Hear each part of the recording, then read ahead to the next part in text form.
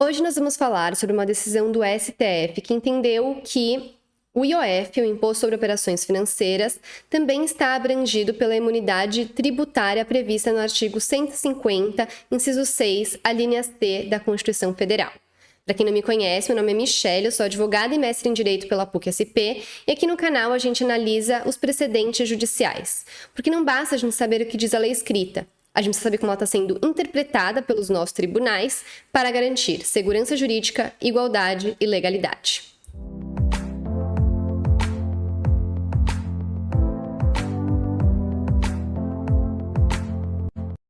Como eu sempre falo que aqui no canal, meu objetivo é dar autonomia para você que está me assistindo também consiga abrir uma decisão judicial e interpretá-la por conta própria, é isso que a gente vai fazer aqui junto agora. Mas antes, não esqueça de se inscrever no canal, dar o seu like nesse vídeo, deixar suas dúvidas, comentários e opiniões e compartilhar esse vídeo com outras pessoas que possam se interessar sobre esse assunto. Bom, então vamos lá.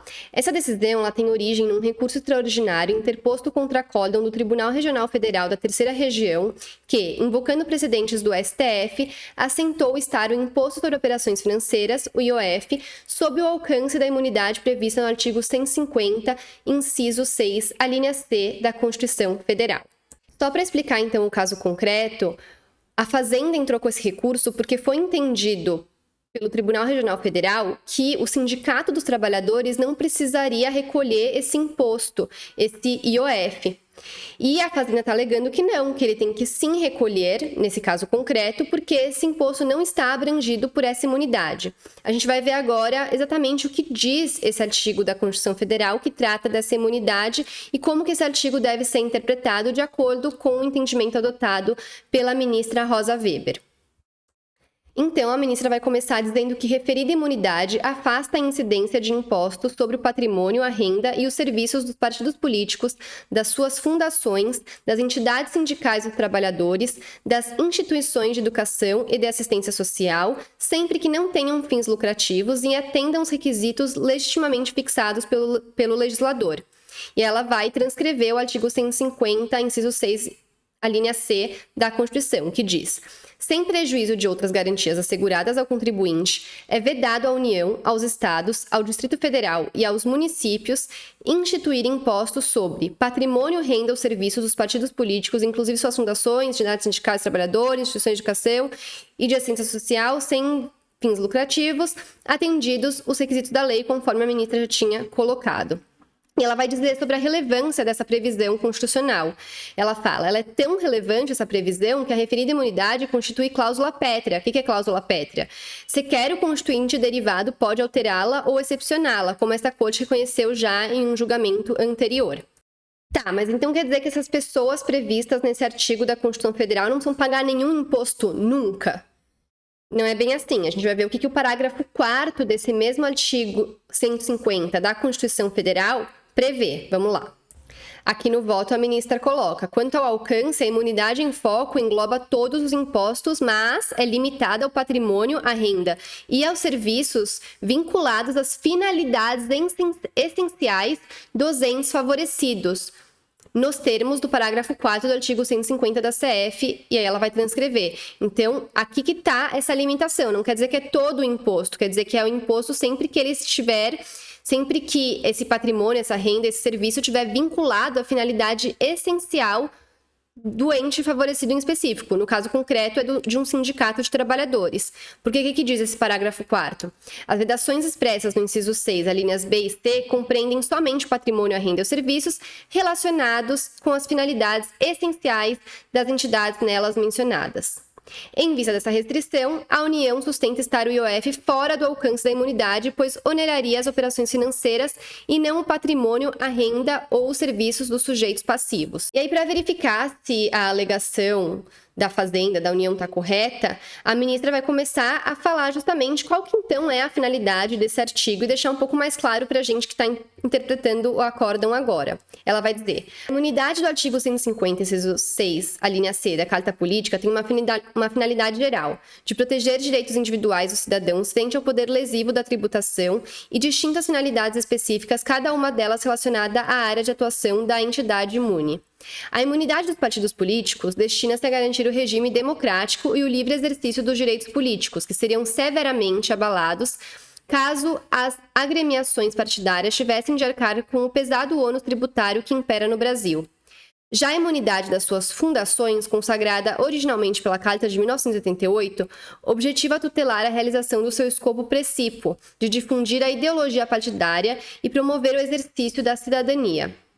A imunidade das entidades sindicais dos trabalhadores, que é o caso da parte do caso concreto, que também é uma inovação trazida pela Constituição vigente, almeja garantir o pleno exercício da liberdade de associação sindical, prevista no artigo 8º caput da Constituição Federal, e dos direitos individuais e coletivos dos trabalhadores que são tutelados e reivindicados pelos sindicatos de suas categorias, que é o inciso 3 daquele artigo.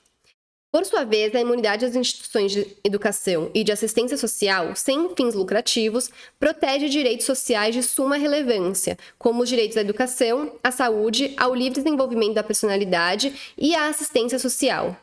Essas instituições desempenham um papel essencial na nossa sociedade, atuando ao lado do Estado na concretização dos direitos fundamentais que o poder público não logra realizar de forma ótima.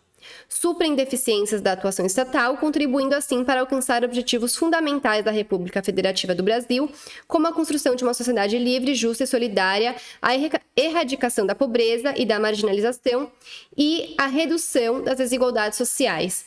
É interessante vocês focarem nessa parte que fala sobre as instituições de educação e de assistência social, porque no vídeo da semana que vem a gente vai tratar sobre um julgamento do STF também, que diz respeito a esse tema desse artigo 150 da Constituição e que fala sobre a imunidade tributária no tocante ao imposto sobre a importação de entidades de assistência social religiosas. A gente vai ver isso na semana que vem, mas já fica aí o spoiler do que a gente vai falar no vídeo da semana que vem. Bom, feitos esses esclarecimentos, a ministra vai falar que são essas finalidades, portanto, que devem nortear a definição do alcance da imunidade do artigo 150, inciso 6, a linha C da CF. Logo, ela vai concluir que não se pode conferir aos vocábulos patrimônio e renda, inscritos no artigo 150, parágrafo 4º, que fala da exceção, que fala que só pode ter essa imunidade quando está diretamente ligada à finalidade essencial das entidades previstas na linha C. Não se pode conferir a esses vocábulos interpretação demasiado restritiva, que exponha a tributação às movimentações patrimoniais e à renda obtida com operações financeiras. O chamado IOF é um imposto previsto no artigo 153, inciso 5 da Constituição, incidindo sobre operações de crédito, câmbio seguro ou relativas a títulos ou valores mobiliários. Embora juridicamente a tributação incida sobre essas operações, acaba por, de fato, alcançar justamente o patrimônio ou a renda dos respectivos contribuintes. E ela vai explicar. No caso das operações de câmbio, se o contribuinte, por exemplo, efetua uma operação de troca de reais por euros para realizar uma operação de comércio exterior, o IOF sobre o câmbio terminará por atingir o seu patrimônio, pois essa operação não lhe trouxe qualquer riqueza nova e ele terá de arcar com o custo do imposto. Nas operações de crédito, igualmente, é economicamente gravado o patrimônio do contribuinte do imposto, pois este é o tomador da operação, de tal sorte que, ao contrair uma dívida, o seu patrimônio líquido será diminuído do IOF, já que o valor do empréstimo não é riqueza nova, uma vez que futuramente terá de ser devolvido. Igualmente, o IOF nas operações de seguro acaba por, na realidade da vida, tributar o patrimônio, pois o contribuinte é a pessoa física ou jurídica segurada e, assim, aquele que buscou proteger-se de um possível infortúnio terá seu patrimônio diminuído não apenas pelo pagamento do respectivo preço, como do pagamento do imposto.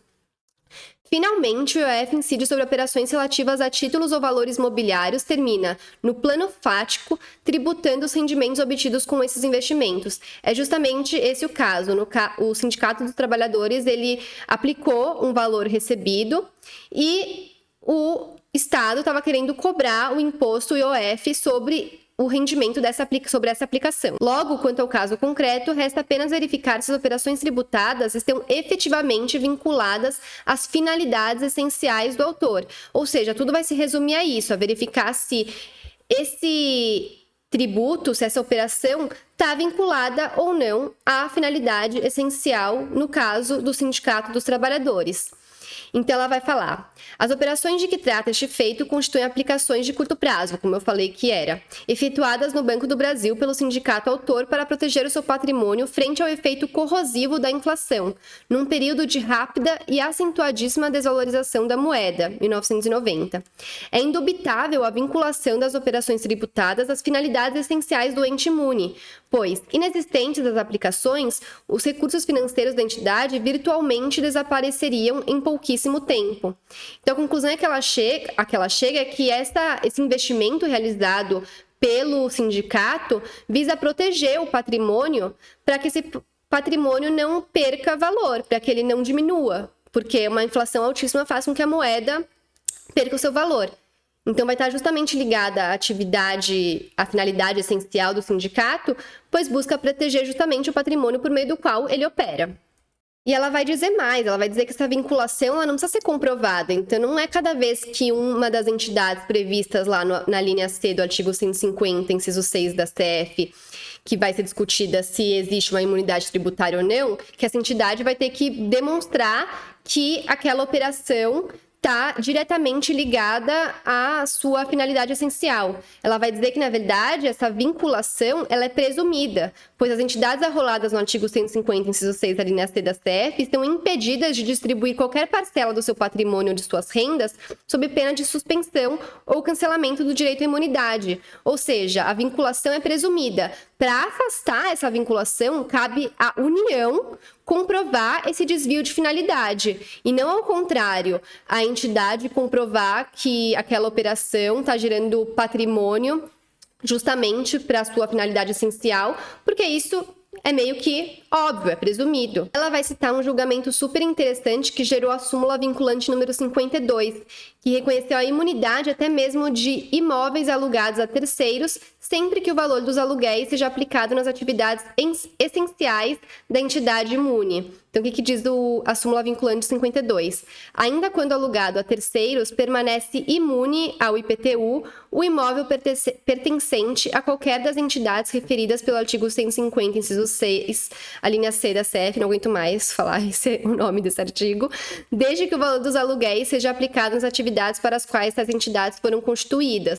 O ministro Alexandre de Moraes, ele pediu para declarar o seu voto, que foi de acordo com o entendimento adotado pela ministra Rosa Weber, mas ele quis fazer uma ressalva no tocante à tese que foi sugerida pela ministra Rosa Weber, porque ele queria acrescentar na tese o seguinte: ele queria acrescentar no finalzinho que as entidades contempladas pela imunidade prevista no artigo da Constituição Federal não estão sujeitas à cobrança do IOF, salvo quando a renda obtida em decorrência de aplicações financeiras estiver desafetada dos objetivos propostos em seus estatutos, cabendo ao fisco a prova do desvio de finalidade. Ele queria acrescentar que é dever da União comprovar o desvio de finalidade e não deixar isso subtendido na tese. Mas como eu sempre falo, isso na tese em si talvez não fizesse muita diferença, porque a gente sempre tem que analisar o acórdão, como eu sempre digo, como um todo. A gente não pode só ler a tese e achar que está sabendo tudo. Então, qualquer pessoa que abrisse o acórdão, como a gente está abrindo agora,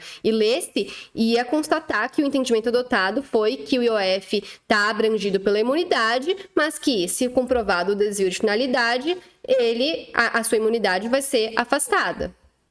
Mas, a despeito da ressalva no tocante àquele finalzinho da tese, no fim prevaleceu a tese sugerida pela ministra Rosa Weber e ficou a seguinte: a imunidade assegurada pelo artigo 150, inciso 6, a linha C da Constituição da República aos partidos políticos, inclusive suas fundações, às entidades sindicais dos trabalhadores e às instituições de educação e de assistência social, sem fins lucrativos, que atendam aos requisitos da lei, alcança o IOF, inclusive o incidente sobre aplicações financeiras, que era justamente o do caso concreto. Então, esse foi o julgamento desse caso concreto. Essa tese, como a gente pôde ver, ela tá ok, mas se a gente só lesse ela e começasse a replicar nos casos futuros, a gente poderia ter um problema, porque nela não foi feita a ressalva que foi sugerida de que essa imunidade pode ser afastada se comprovado o desvio de finalidade. Então, imagina, como eu sempre coloco, se a gente começa a aplicar esse enunciado, sem fazer a análise completa do acórdão, como a gente está fazendo agora, a gente poderia começar a verificar casos concretos nos quais essa imunidade seria aplicada mesmo quando o rendimento de uma aplicação financeira não fosse destinado à finalidade essencial do Sindicato dos Trabalhadores ou, no caso de outras das entidades previstas no artigo da Constituição Federal que a gente analisou. Isso causaria um problema, porque a gente não teria uma igualdade na cobrança de tributos no Brasil. Então, é muito perigoso, eu sempre falo isso, a gente só analisar um precedente por meio dessa tese final. Ela é muito sucinta comparado com a abrangência de um caso que tem suas questões fáticas. Esse caso dizia respeito somente ao Sindicato dos Trabalhadores e ao IOF diante de uma aplicação financeira. Não era nem de contratação de seguro, nem das outras possibilidades de incidência do IOF. Então, quero terminar com essa ressalva. Agradeço quem acompanhou até aqui e até semana que vem, na qual eu já dei o spoiler que a gente vai falar sobre um caso semelhante a esse que diz sobre a imunidade de outro tributo referente à entidade de assistência social. Então é isso, obrigada e até semana que vem.